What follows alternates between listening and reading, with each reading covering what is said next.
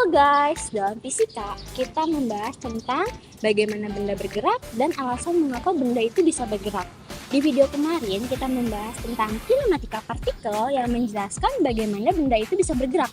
Di video kali ini kita akan membahas dinamika partikel yang menjelaskan mengapa benda itu bisa bergerak karena adanya gaya. Sip, kamu sama. Astaga, kartunya bisa sejauh itu. Kamu ngamuk ya? Itu bukan ngamuk, itu fisika. Saat Nijar mendorong kartu, ia sedang menerapkan hukum Newton kedua. Gaya yang diberikan menghasilkan percepatan pada benda bermassa. Karena mejanya cukup licin, maka gaya geseknya juga kecil, sehingga kartu bergerak cepat.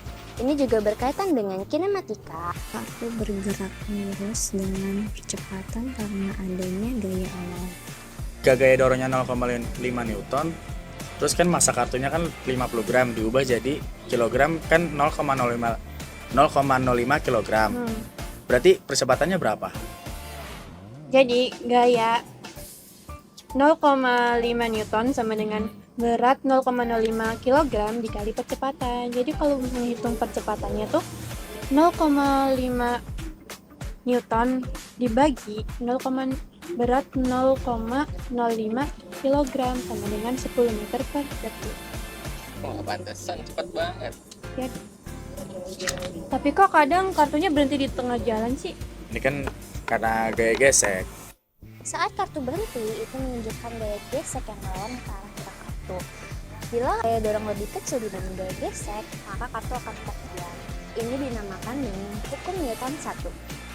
Jika koefisien geseknya 0,1 dikali gaya normal 0,5 Newton, maka gaya gesek kinetiknya 0,05 Newton. Berarti kalau dorongannya 0,04 Newton, artinya dia nggak bakal gerak dong. Nah iya, karena kan gaya geseknya lebih besar, jadi nggak ada kecepatannya alias 0. Oh gitu. Kalau kartunya sampai jatuh dari meja, bisa dihitung juga dong waktunya. Benar, itu kan bagian dari kinematika juga. Ketika kartu jatuh dari meja, itu termasuk gerak jatuh bebas karena hanya dipengaruhi gaya gravitasi. Maka percepatannya tetap sebesar G sama dengan 9,8 meter per second. Kita bisa hitung waktu jatuhnya menggunakan rumus kinematika vertikal. Kalau meja tingginya 0,8 meter, kalau kartunya jatuh nih, berarti waktu yang dibutuhkannya berapa? Jadi tinggi meja 0,8 meter sama dengan setengah dikali percepatan tetap 9,8 lalu dikali waktu. Jadi buat nyari waktunya itu 0,8 meter dibagi hasil dari setengah dikali 9,8 yang tadi sama dengan 0,163 atau bisa juga 0,4 detik.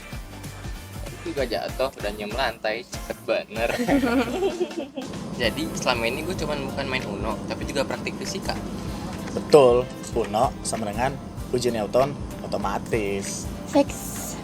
Gue nggak akan lihat kartu Uno dengan cara yang sama lagi. Asal dia nggak nyemplung ke maca gue, fisika boleh gratis. Tapi nggak dengan maca gue. Hari ini melalui permainan sederhana kita mempelajari hukum Newton 1, kartu diam karena tidak ada gaya, hukum Newton kedua, gaya menghasilkan percepatan, gaya gesek menghentikan gerak, gerak jatuh bebas itu bagian dari kinematika vertikal. Fisika bukan hanya terjadi di laboratorium, tapi juga di kafe bersama teman dan segenggam kartu Uno.